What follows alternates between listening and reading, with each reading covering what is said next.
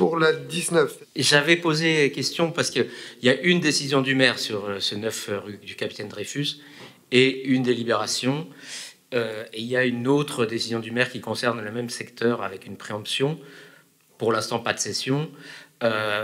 J'avais posé la question et je pense que la question a été mal comprise. Ma question, c'était pas de savoir quel était le dispositif qui permettait de préempter et de céder ce genre de parcelle commerciale. Ma question, c'est de savoir pourquoi ces locaux commerciaux, là en particulier, ont été préemptés et pourquoi faire ensuite cette cession. Voilà. Donc, j'imagine que c'était un type de commerce qui n'était pas souhaité ou souhaitable et que c'est une autre destination qui est désormais prévue.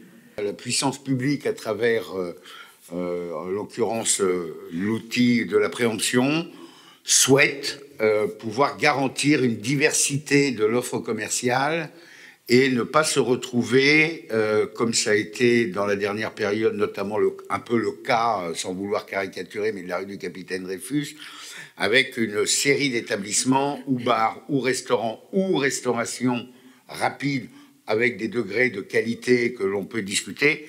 Et donc, il se trouve qu'il y a effectivement eu cette opportunité sur une surface relativement réduite qui, a priori, allait être destinée à de la restauration rapide et que donc, compte tenu à la fois de cette volonté politique de l'opportunité, car le coût de cette préemption est évidemment pas tout à fait comparable à d'autres.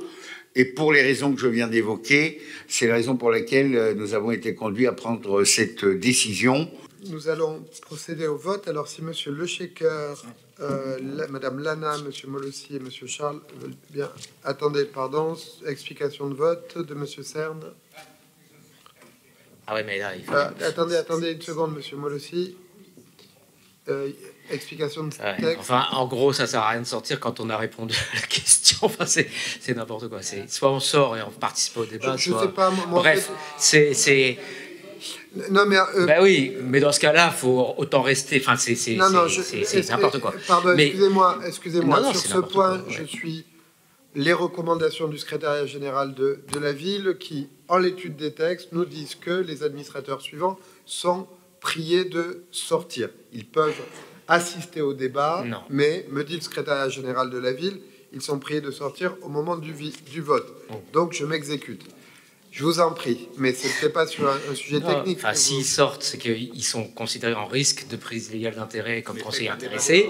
Et dans ce cas, bah non, mais dans ce cas, écoutez, ça c'est bien. Ce que j'aime bien, c'est que vous prenez vous prenez des annulations de trucs par le tribunal administratif et vous continuez à dire que vous avez toujours raison sur ces trucs-là. Très bien, c'est pas grave. Tout à l'heure, Djeneba Keïta a voté sur le truc de l'EPFIF. Tant pis, voilà. Mais très bien.